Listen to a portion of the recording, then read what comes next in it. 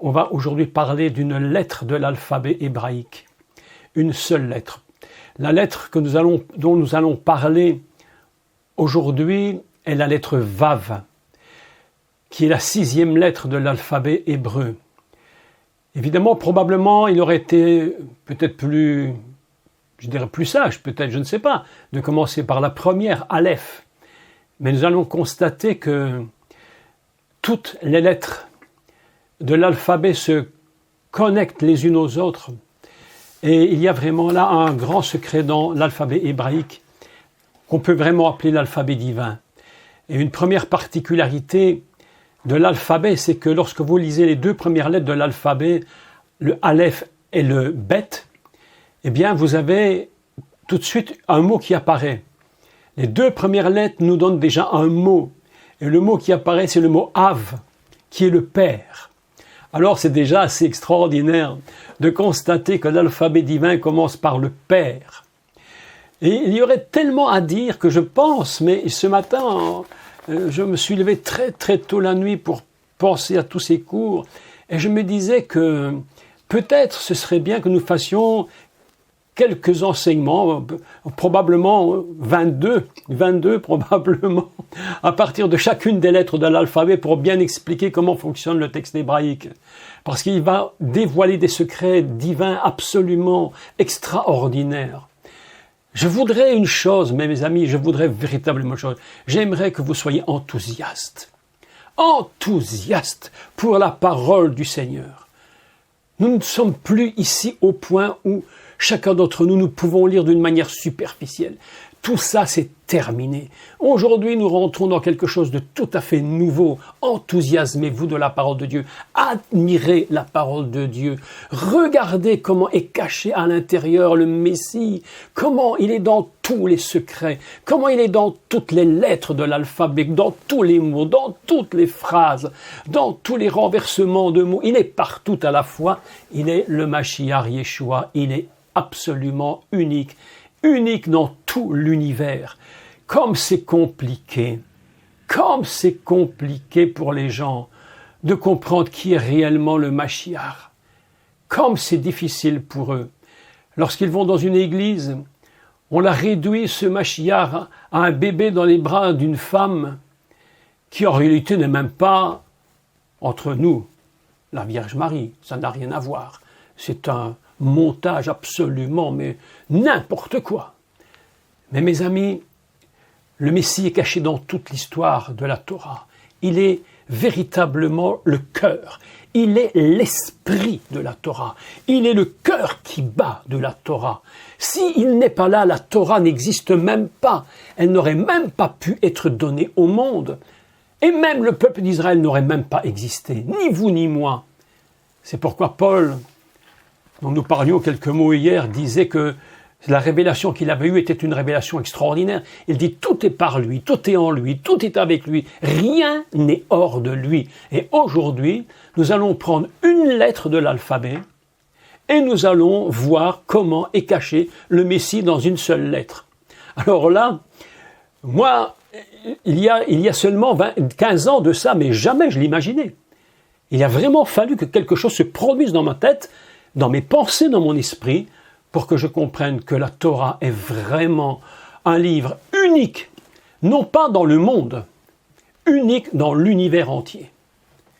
Il y a une puissance, il y a une force, il y a quelque chose d'absolument inconcevable à l'homme, à la pensée humaine. Mes amis, nous allons commencer par lire un texte. Je vous rappelle à tous un des grands principes de lecture de la Torah. Un des grands secrets, c'est que nous devons toujours chercher où se trouve pour la première fois un mot ou une lettre particulière qui désigne quelque chose. Et à ce moment-là, nous comprenons vraiment, mais quelle est cette chose? Que veut dire ce mot?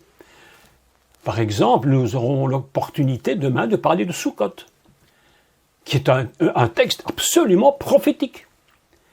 Aujourd'hui, nous allons chercher et trouver, évidemment, où se trouve la lettre, la première lettre, si vous voulez, la première définition importante du mot de la lettre Vav. Nous allons parler donc de la lettre Vav. Pour cela, il faut d'abord rappeler un principe que vous devez absolument acquérir. Ici, je vous dis, c'est pas du tout des prédications que je fais, c'est purement de la conférence du cours hébraïque. Nous allons décoder de l'hébreu. Et pour cela, je rappelle toujours, et c'est important de vous le rappeler, je vous rappelle qu'il faut toujours sortir du système chronologique pour entrer dans un système qui est complètement d'éternité. Nous ne sommes plus dans une lecture chronologique. Nous lisons un texte complètement dans l'unité indivisible de Dieu. Les rabbins nous disent une chose formidable qu'il faut absolument se rappeler, c'est que le monde, selon la tradition chrétienne, je dirais la plus basique, est créé à partir de ce qu'on appelle une création ex nihilo, c'est-à-dire une création à partir de rien. Mais les rabbins et les maîtres d'Israël, les grands sages Israël et juifs nous disent non, pas du tout. Le monde n'est pas créé à partir de rien. Le monde ne peut pas se créer à partir de rien, il ne peut se créer qu'à partir de quelque chose. Mais quel est ce quelque chose? Et ils nous disent, ce quelque chose, c'est Dieu lui-même. Le monde est créé par Dieu lui-même. Ainsi, nous sommes dans une lecture, mais écoutez bien parce que c'est très important, une lecture totalement intemporelle. Et si Dieu a mis dans l'espace, dans ce qu'on appelle en hébreu la rakia, que nous connaissons nous comme étant la voûte céleste, alors cette voûte céleste pour nous, c'est quelque chose d'impressionnant. Déjà rien que pour monter sur la Lune, c'est déjà toute une complication. Y a-t-on été, je n'en sais rien, peut-être que oui, dans le meilleur des cas, ou dans le pire, je ne sais pas. Et puis, il y a toutes les planètes, il y a les millions d'années-lumière, et tout ce que tu peux imaginer. Mais pour Dieu, ça s'appelle la rakia, et en finalité, c'est un très fin fil qui sépare le haut du bas. Et voilà que nous sommes dans une lecture où Dieu va mettre dans cette rakia le soleil, la lune, les étoiles. Et il dit, je les ai placés là pour que vous ayez des repères dans le temps terrestre. Parce qu'en réalité, s'il ne les avait pas mis, tout cela serait resté dans une dimension absolument unité, je dirais éternelle, où le temps n'a pas de pouvoir. L'éternité fonctionne hors du temps. Pourquoi je vous rappelle ces choses, mais si fondamentales? Parce que la lettre Vav, la 6e lettre de l'alphabet, va nous révéler l'éternité de Dieu. À l'intérieur de cette lettre se cache le principe de l'éternité divine. Je vous rappelle qu'il y a donc 22 lettres de l'alphabet, que chaque lettre porte un nom et un sens, qu'il y en a 22 depuis 1 en les comptant 22, chacune a une valeur numérique, donc un nombre, donc sa valeur propre, son nom propre, et puis il y a une lecture où chaque lettre a un autre sens, une autre valeur. Pour simple exemple, avant de commencer, Aleph qui vaut 1, parce que c'est la première lettre, lorsque vous définissez complètement le Aleph, donc vous entendez Aleph, Lamed et le Fait, la valeur de Aleph n'est plus 1, mais devient 111. Ce sont les poids de ces lettres. Vous imaginez déjà que rien que pour le commencement, nous apprenons que chaque lettre, Aleph, Bet, Gimel, Dalet, le He, le Vav, chaque lettre a son poids, son sens, et chaque lettre est remplie de l'onction, de la présence divine. Et aujourd'hui, nous allons lire un texte dans le livre de Bereshit. Je crois que maintenant tous vous connaissez Bereshit. Point n'est besoin de rappeler que c'est le premier livre de la Genèse, donc de la Bible, de la Torah. Et nous allons lire un texte très important où on va nous parler du jour 6. Vous vous souvenez donc que le monde a été créé dès le départ, selon qu'il est écrit Bereshit bara Elohim et Hashamarim ve'et haaretz, et on termine en disant Vayi boker vayi erev Yom Echad, jour 1. Et puis nous avons la même expression, exactement la même, Yom Sheni, Yom Shlishi, Yom Chamishi, etc. Et nous arrivons au 6e jour que l'on va appeler Yom HaShishi. Et nous lisons le texte ensemble. Donc je vous laisse prendre votre Bible, soit en français, soit en hébreu, d'accord? Et nous faisons les deux lectures. Une en français, une en hébreu, et puis, tranquillement, nous allons passer à l'explication de cette lettre absolument inimaginable. Et je commence la lecture, mais nous n'allons pas lire tout le texte, nous allons lire simplement une partie du texte, à partir du verset 31. Ici, on parle de Elohim. Je fais toujours des petites parenthèses pour vous rappeler, à vous qui ne sauriez pas, que Elohim a la valeur identique au mot nature, qu'on appelle Teva, non pas avec un tav, mais avec un tet. Teva avec un tet, c'est la nature. Hateva. Et ce mot est identique à Elohim. C'est pourquoi les sages d'Israël nous font remarquer que lorsque l'on parle de la création du monde, on parle du Dieu créateur. Et on ne parle pas encore de Adonai, l'Éternel. C'est une notion plus élevée. Et justement là, il y a un très grand secret de la connexion entre le bas et le haut.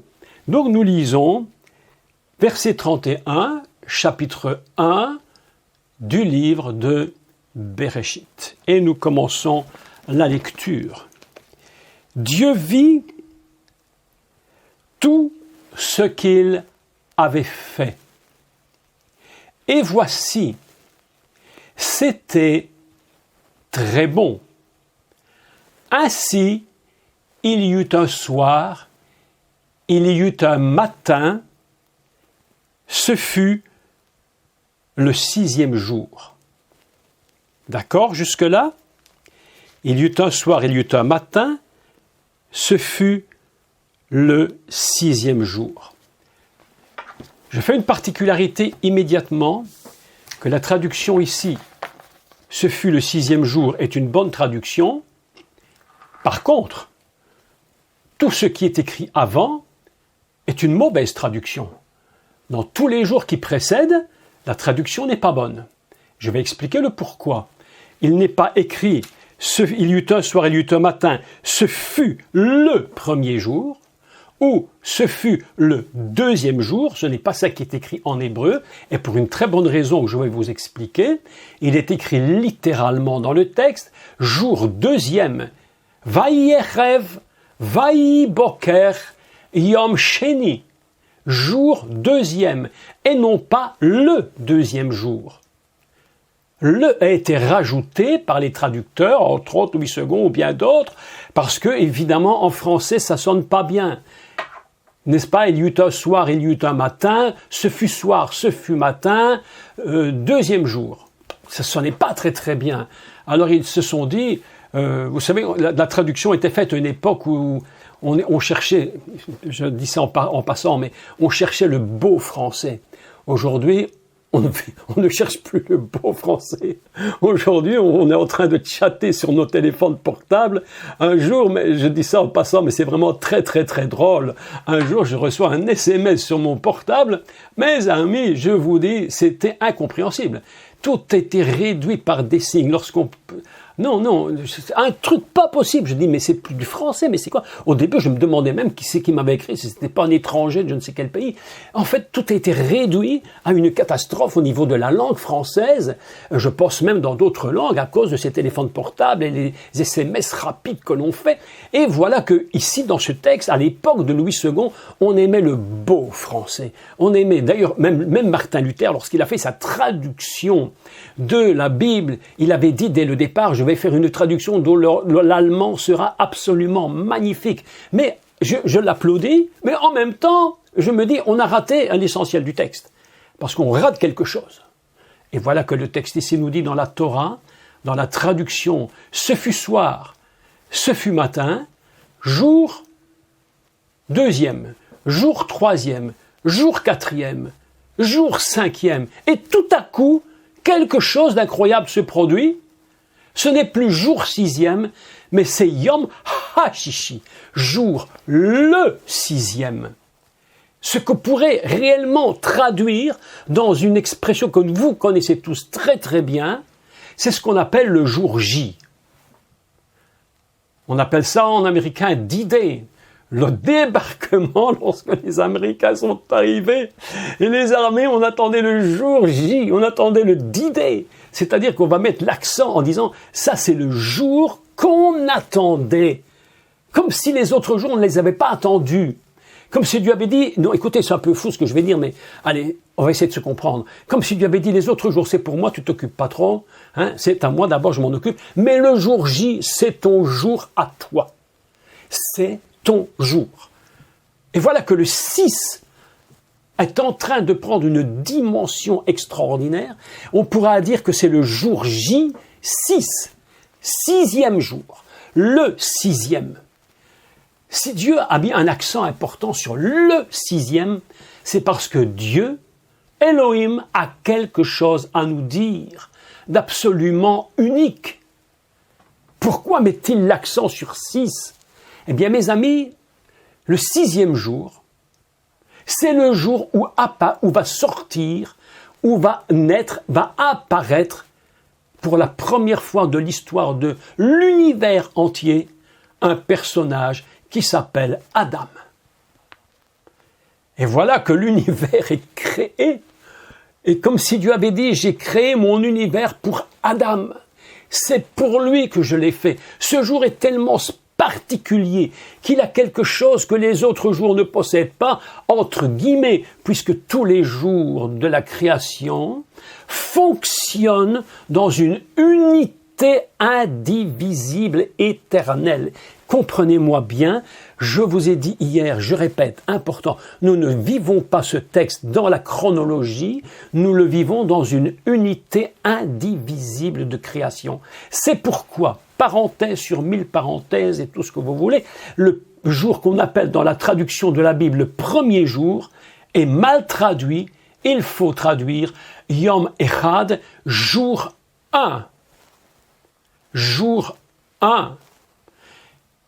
Je vous l'ai dit hier, ceux qui l'auraient oublié, je le rappelle, que Echad, sa valeur est 13. Et c'est la même valeur que le mot Hahava, qui signifie l'amour. On pourrait donc dire, dans une traduction explicative, ce fut soir, ce fut matin, le jour de l'amour.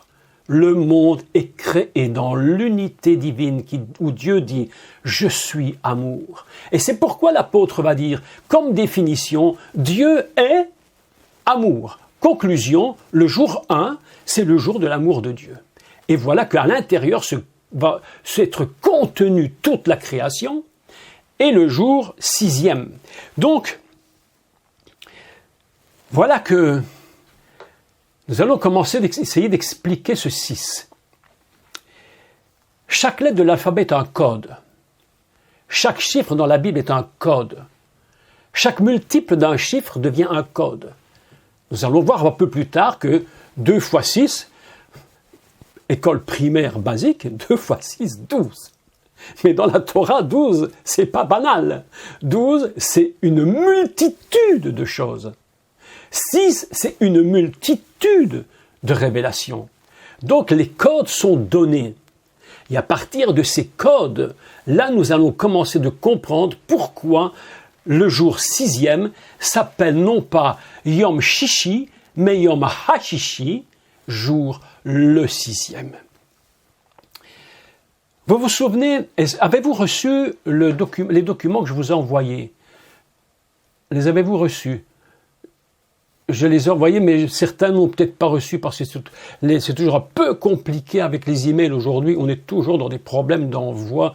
Parfois, ça vient pas. Mais de toute façon, je vais vous mettre en ligne en partage d'écran et je vous les enverrai de toute façon début de semaine. Vous allez tout recevoir pour mettre dans votre farde. D'accord? On fait ça. Donc, nous n'oublions pas que la lettre Vav, c'est une lettre assez impressionnante. Et cette lettre est tellement importante qu'elle va se retrouver dans ce qu'on appelle le tétragramme. Pour ceux qui ne connaissent pas le tétragramme, ce sont les 4 lettres du nom divin. J'ai déjà donné 1000 fois les cours dessus, je ne peux pas encore revenir aujourd'hui, bien que ce serait extrêmement important de le faire, mais voilà que le tétragramme, c'est les 4 lettres qui produisent le nom divin. Ce tétragramme est une compilation, un mélange extrêmement savant, divin, de 3 temps hébreux, du verbe être. Écoutez bien, c'est important. Le passé, le présent et le futur. Tout est mis ensemble, on forme un nouveau mot avec les 3 fonctions du passé, du présent et du futur, et on mélange tout. Bon, vous voyez, mon explication est ça fait très cuisine, ça fait très cuisine. On mélange tout et on va sortir un mot, et ce mot, c'est un mélange des 3, et c'est l'Éternel. La traduction française me plaît beaucoup, parce que quand on parle de l'Éternel, ça veut dire qui n'a ni commencement ni fin, qui est maintenant, mais qui est sans limite. Yod, He, Vav, He, les 4 lettres du nom divin.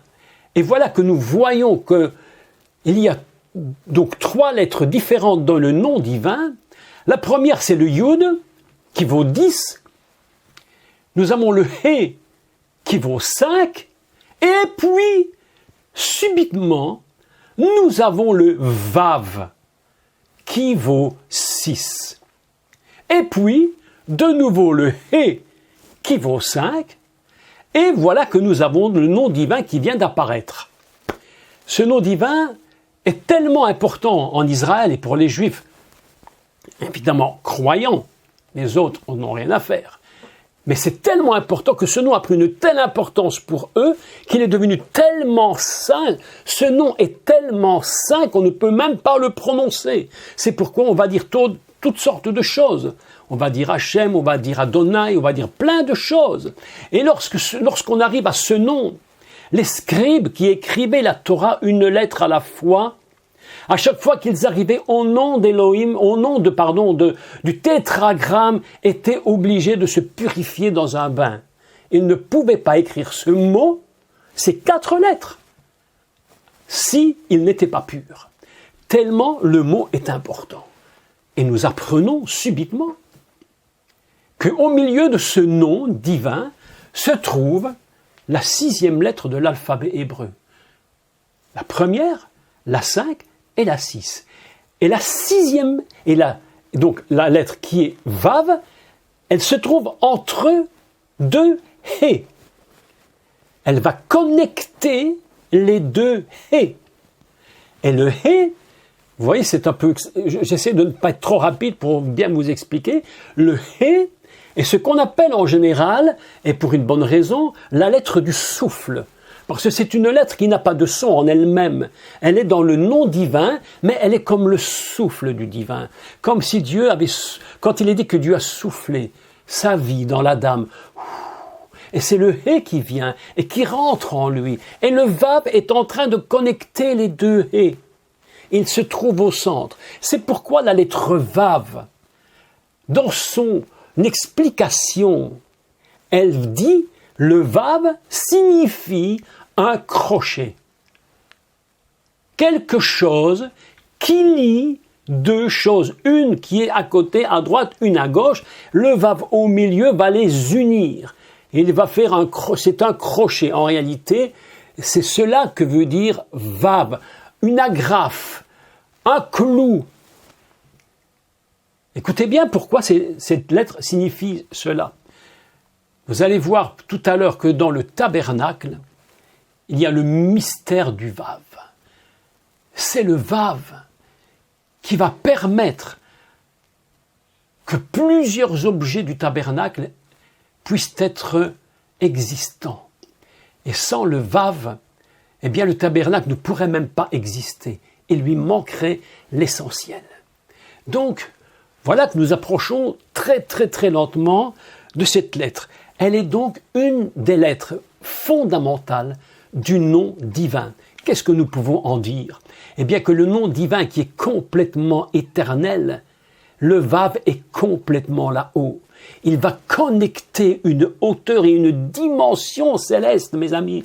Mais une dimension céleste, elle est capable, cette lettre à elle seule, de communiquer, de connecter, d'échanger, de faire de l'échange entre deux lettres, le He d'en haut, le He d'en bas. Et lorsqu'elles sont connectées, une chose nous apparaît, c'est l'existence de l'Éternel. Et d'ailleurs, vous allez voir ce que Dieu va dire plus tard à Abraham, quelque chose d'absolument inconcevable quand on fait une pure lecture française, mais lorsqu'on le lit en hébreu, il y a un tilt qui se fait au niveau de l'appel d'Abraham, et la lettre Vav va rentrer complètement dans cette dimension.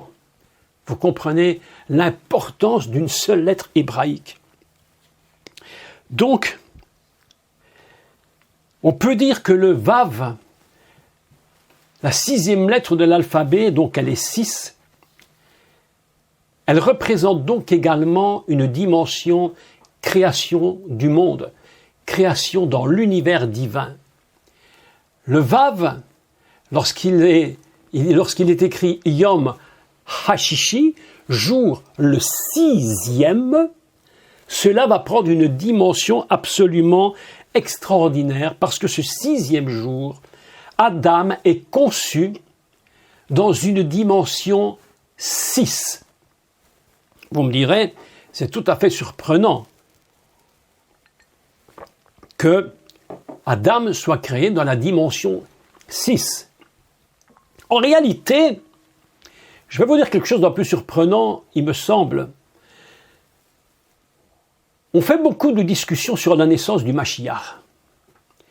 Lorsque Yeshua est venu sur terre, Paul a la révélation. Et que dit-il? Il dit que le Mashiach est en réalité Adam. Bon. Donc, si le Mashiach est Adam, et qu'il est en tout point connecté à l'Adam, je dirais même plus connecté, fusionné dans l'Adam, complètement connecté, fusionné. Nous apprenons donc que lorsque le Mashiach vient sur terre, puisqu'il est identique, le jour où il vient sur terre est le 6e. Et là, alors, je vous dis, franchement, que tu parles du 25 décembre que Yeshua est né, que tu parles qu'il est né au printemps, mais qu'est-ce que ça peut nous faire? Mais qu'est-ce que ça peut nous faire? Moi, je vous dis, ne t'occupe pas de ces choses. Essaie de comprendre qui est Yeshua. Il est né en tant qu'Adam dans la notion Hashishi, le 6e. C'est pourquoi il est écrit que lorsque le Mashiach est venu sur terre, il était conçu comme étant véritablement le jour de Dieu. C'est pourquoi il est écrit quelque chose d'absolument fantastique, c'était au temps fixé. Souvent, il est parlé du temps fixé par Dieu. Eh bien, le temps fixé par Dieu, on l'a parfois traduit en français, c'était à peu près la 10e heure. À peu près la 10e heure. Mais on peut traduire autrement. Ce texte, on peut traduire, c'était comme 10. Et 10, mes amis, c'est la première lettre du nom divin qui existe grâce au Vav. Le Vav qui veut dire « et », qui connecte, c'est la connexion. C'est le crochet entre le « et » et le « he ». He, Vav, He égale Yud, 10. Est-ce que vous me suivez bien? Ainsi, qu'est-ce que nous constatons? C'est que lorsqu'il est écrit que le Mashiach vient sur terre, et lorsqu'il va sortir de l'eau, du baptême, et lorsqu'on va le rencontrer, que l'Esprit va venir, etc., il est écrit « c'était comme 10 ». On pourrait traduire, non pas c'était à peu près la 10e heure, mais je crois qu'il serait plus juste de traduire « c'était comme l'heure de Dieu ». C'était l'heure de Dieu. C'était son heure à lui. Et voilà que nous apprenons que Yom Hashishi, c'est le jour où Adam apparaît sur la terre.